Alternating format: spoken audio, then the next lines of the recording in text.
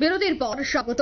আরজি করে গণধর্ষণ নয়, এবার সিবিআই সূত্রকে উদ্ধৃত করে চাঞ্চল্যকর দাবি সংবাদ মাধ্যমে। তবে কি কলকাতা পুলিশের পথে হাঁটবে সিবিআই? আন্দোলনের চাপে তড়িঘড়ি কেস মেটাতে মরিয়া নয় তো কেন্দ্রীয় গোয়েন্দা সংস্থা? প্রশ্ন কিন্তু এবার উঠতে শুরু করেছে। সে বিষয়ে বিস্তারিত জানবো। টেলিফোন লাইনে যুক্ত হয়ে গেছে এক্সিকিউটিভ এডিটর নীল বণিক। নীল, আরজি করে গণধর্ষণ নয় সেই কথা এবার সিবিআই সূত্রকে উদ্ধৃতি করে চাঞ্চল্যকর দাবি সংবাদ মাধ্যমের, কি জানতে পারছো? দেখো, যেটা জানা যাচ্ছে যে সিবিআই যে গোয়েন্দারা তারা ইতিমধ্যেই কিন্তু এই মামলার তদন্ত শুরু করেছে। তবে এই মামলার এখনো পর্যন্ত বড় কোনো বৃহৎ আপডেট সিবিআই দিতে পারেনি এবং সেই নিয়ে সিবিআই এর উপরেও প্রেসার বাড়ছে। তবে যেটা গোয়েন্দা সূত্রের খবর যে আস্তে আস্তে আরজিকর যে মামলা, সেই মামলাতে গণধর্ষণের যে বিষয়টা উঠে আসছিল তদন্তে, সেই গণধর্ষণের কোনো এখনো পর্যন্ত প্রমাণ সিবিআই কর্তারা পায়নি।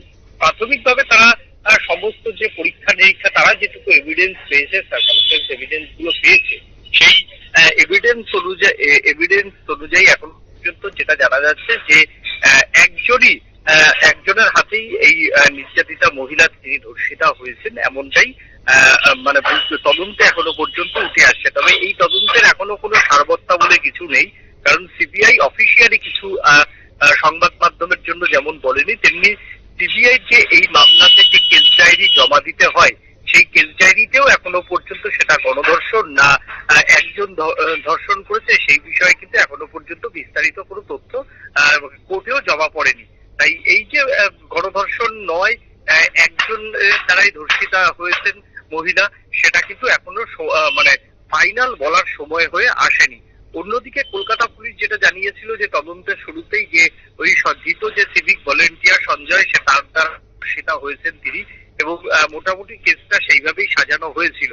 এখন যদি দেখা যায় যে সত্যি সত্যি আরজিকর মামলা, আরজিকর যে কাণ্ড, সেই কাণ্ডে এই যে নির্যাতিতা মহিলাটা যিনি মৃত, তিনি সেই সঞ্জয় রায়ের ধর্ষিতা হয়েছিল, তাহলে কিন্তু কলকাতা পুলিশের এটা একটা কিন্তু বড় জয় যাবে। কারণ যেভাবে কলকাতা পুলিশের এই আরজিকর কাণ্ড নিয়ে পরপর টানা মুখ পুড়েছে, তাতে কিন্তু কলকাতা পুলিশের অনেকটাই নৈতিক জয় হবে।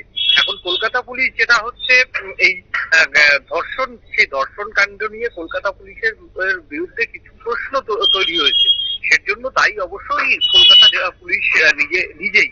কারণ কলকাতা পুলিশই এক একবার এক এক রকম মন্তব্য, এবং তারা অনেক বেশি হসপিটালের যারা আধিকারিক তাদের উপর নির্ভর করতে গিয়ে কিন্তু কলকাতা পুলিশের এই ক্ষেত্রে মুখ পুড়েছে।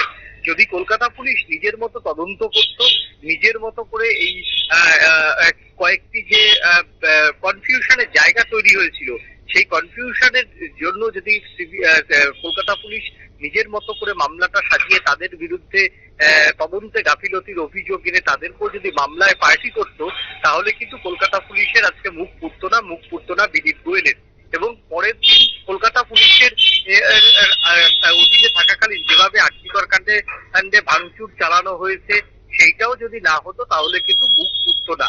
এবং এই যে কলকাতা পুলিশের এখন একটা মুখ পুড়েছে, এবং অন্যদিকে আরজিকরের ছাত্রছাত্রীরা যেভাবে চাপ বাড়াচ্ছে যে বিনীত গোয়েলের পদত্যাগের দাবিতে, তাতে এই যদি সিবিআই মামলাতেও এইটা উঠে আসে যে আরজিকর ধর্ষণ কাণ্ডে নির্যাতিতা একজনের দ্বারাই ধর্ষিতা হয়েছিল, তাহলে কিন্তু এটা কলকাতা পুলিশের কিন্তু একটা বড় নৈতিক জয় বলেই হবে।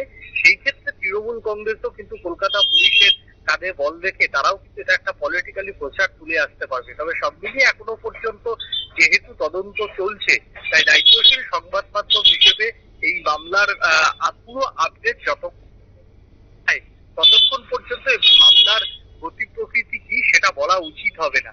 বিভিন্ন সংবাদ মাধ্যম সূত্রের খবর, বিভিন্ন কলকাতার প্রথম সারির দৈনিক কাগজ এবং প্রথম সারির চ্যানেলগুলো তাই বলছে। তবে সিবিআই এখনো পর্যন্ত কোনো আপডেট দেয়নি।